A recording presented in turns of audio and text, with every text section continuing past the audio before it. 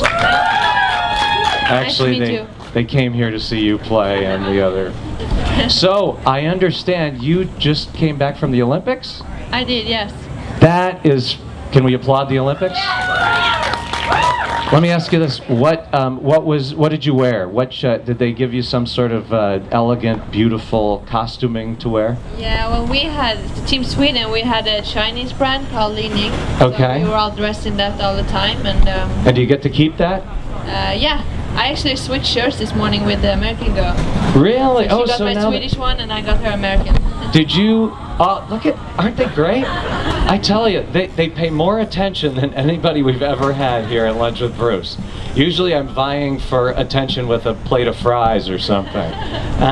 Now, that's great. Now, how, we talk a lot about tennis, of course, but I also like to know kind of the behind-the-scenes stuff. Who was the most interesting person you'd say you met when you were at the Olympics? Well, sitting in the food court was pretty funny to watch everyone, and I saw Michael Phelps. Oh, Pennsylvania. Michael Phelps sighting right here.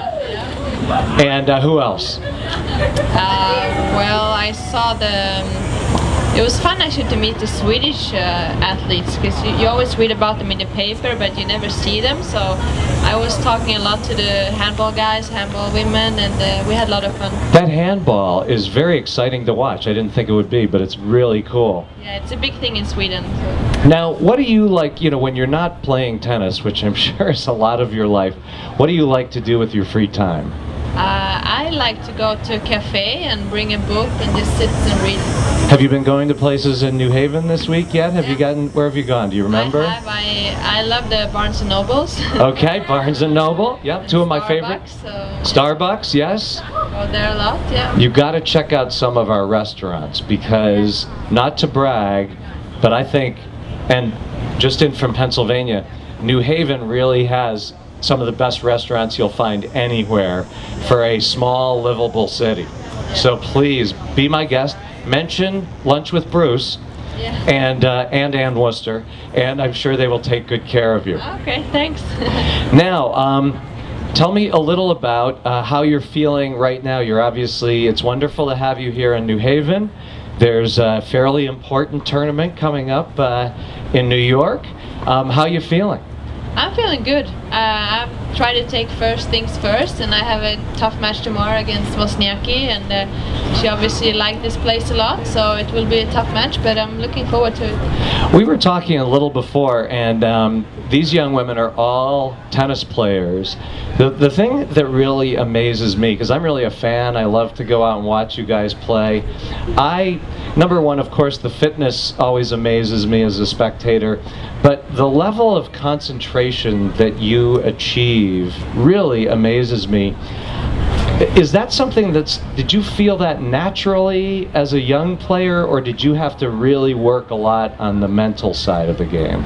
Well, I think when I was younger, I could think of all things in my head at the same time when I was practicing. So I just try to work on it, and it's really important, especially at this level, to just be focused for the point you're going to play right now. So yeah, I worked a lot on that. Now, do you guys have any tennis questions that you'd like to ask Sofia? Anything, just with respect to your game?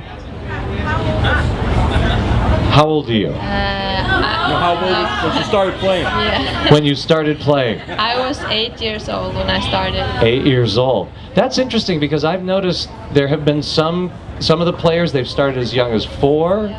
Is that considered kind of later? I think so. I mean, I've heard also 3, 4, and I guess 8 is pretty late, maybe. And did you know, like, the second you picked up a racket, you were going to be good? Was it just a natural thing, or did it grow over time? No, I was doing a bunch of sport. I was swimming, playing table tennis, soccer, and then my neighbor was a tennis coach, so he just asked me if I want to try, and I said, okay, sure. And then it wasn't that I really watched tennis all the time and loved it. I just happened to be good. So. When you're traveling all over the world, what do you miss the most about Sweden, about home? We have very nice pick and mix candy. That's Pick and mix candy. You know, it's the little things. You know, can't we get some pick and mix flown in? Well, you guys have IKEA here. Oh, it's the best too. I love it. Well, and let me just say this: one of my favorite exports from Sweden, your fish, are very good. When they have that candy, Swedish fish. Yeah, I know. Are those actually from? Did that start in Sweden, or is that totally something that I bought into? We have them in Sweden, but they actually taste better here because I think Really? you put more sugar in them. Of course, it's all about the sugar, wouldn't you say? Well, I would just like to say thank you so much for Thank number you. one playing in this tournament and for being here with lunch with Bruce. And good luck against Caroline tomorrow night. Thank you very much. Thank you See so you much. And if you would like to get an autograph, you could just head right over to the Etna.